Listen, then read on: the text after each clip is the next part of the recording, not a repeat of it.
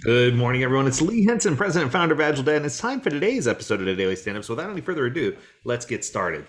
It's Monday, brand new week, brand new start.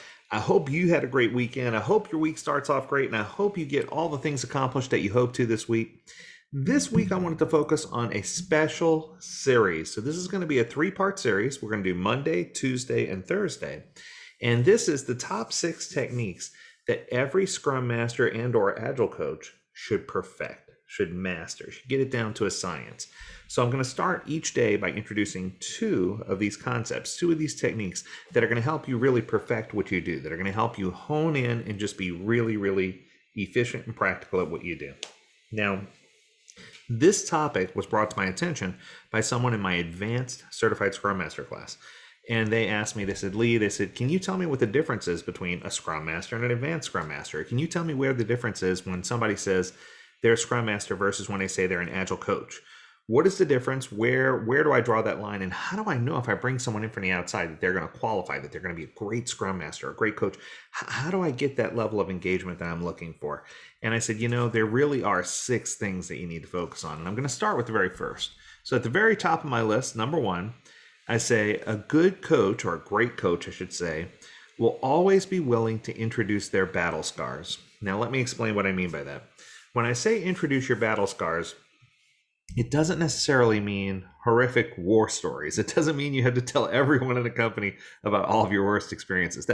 That would generate nightmare and potentially even mistrust if people didn't think you could do the job effectively. So when I say introduce your battle scars, one of the things that I've learned is that it's always better to be in a position where you can say, I've walked a mile in your shoes. I understand what you're going through. I feel your pain. I know what you're experiencing. I've had that same thing happen to me before. Anytime you have, quote unquote, a story to tell, it makes it easier for you to translate, hey, I'm not only just trying to teach you, educate you, and guide you, but I'm here to be able to say, I understand, and I thoughtfully have considered, and this is where I stand on this, and this is the direction I feel we should go, but I do also want to hear your part of the story. In a previous podcast, not too far back, we were talking about great leaders, and I talked about Nelson Mandela and how his son said that he was always the last person in any room to speak when he was in a meeting. And when he was asked about it, the logic behind it was, I want to hear what everybody else has to say before I throw out a bad idea, right? And meaning that none of his ideas were really bad, but what he was trying to say is he didn't want to pollute the creative thought process by always pitching his idea first. He wanted his idea to be last so that he could introduce battle scars based on the feedback that he heard, and so that he could, in many cases, agree with ideas of others to help push a project or push something along, as opposed to introducing a new idea that could derail what was potentially being said. So my advice, always find a way to engage the team so that you can not just share personal stories, but engage the team in such a way that you can express gratitude, express humility, express empathy, understand what's going on, and introduce those scars. Don't be afraid to show them your wounds, right? Now, with that being said, make sure when you do show them your wounds that you are also reminding them that they're not in this alone, that we're all in this together, and that they can overcome just like you did. Number 2, to round off today, is to properly understand their needs. Now, this one, I could probably do a whole podcast on by itself. When I say understand the needs, I'm talking about understand people's individual needs. I'm talking about understanding teams' needs. I'm talking about understanding organizational needs. This one can just carve through so many different layers. But the one I want to focus on for this episode is understanding individual needs and team needs. Let's round it off there. I think that when we speak to other individuals, sometimes we gloss over, there's always the cordial, hey, how's it going? Or how are you today? Or it's great to see you. How are things? It's almost customary in American culture to do those type of things. When you see someone you haven't seen, hey, long time no see, how you been? Those kind of things.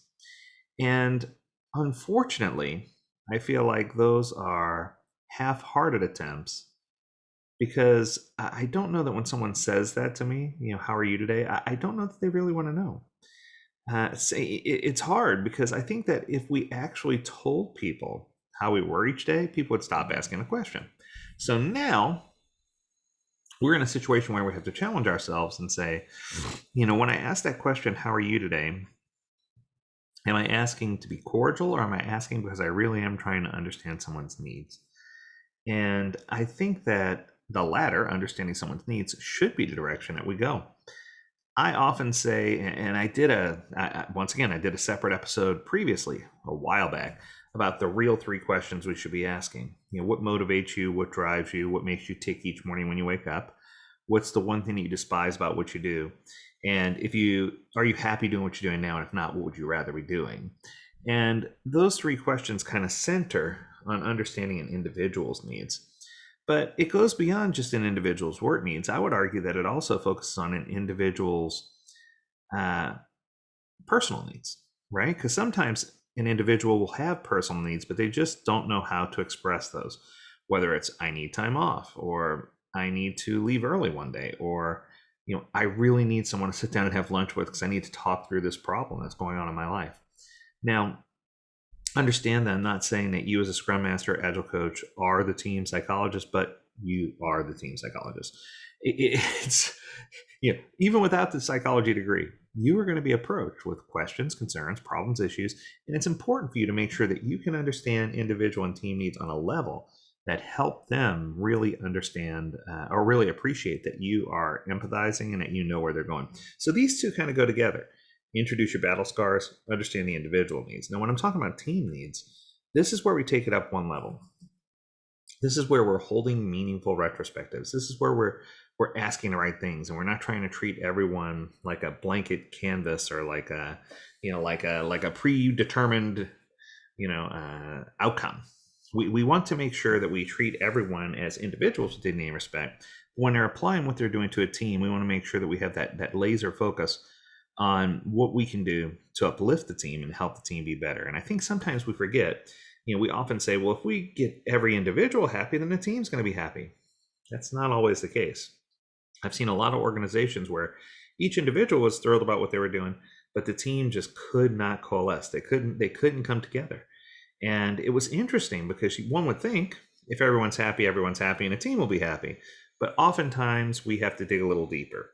So I guess what I'm trying to say here is when you're talking specifically about understanding team needs, it goes beyond understanding individuals' needs, and it really does dedicate a focus to inspiring everyone to ask the question, what can I do to help the team be better?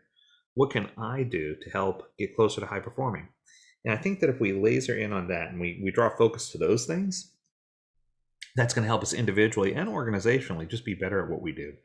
So rounding it off, for part one is number one, introduce your battle scars. Don't be afraid to start with an inspiring story. Let people know where you are. Let them know how you feel, and use those battle scars to build others. And two, make sure you're understanding both personal and team needs.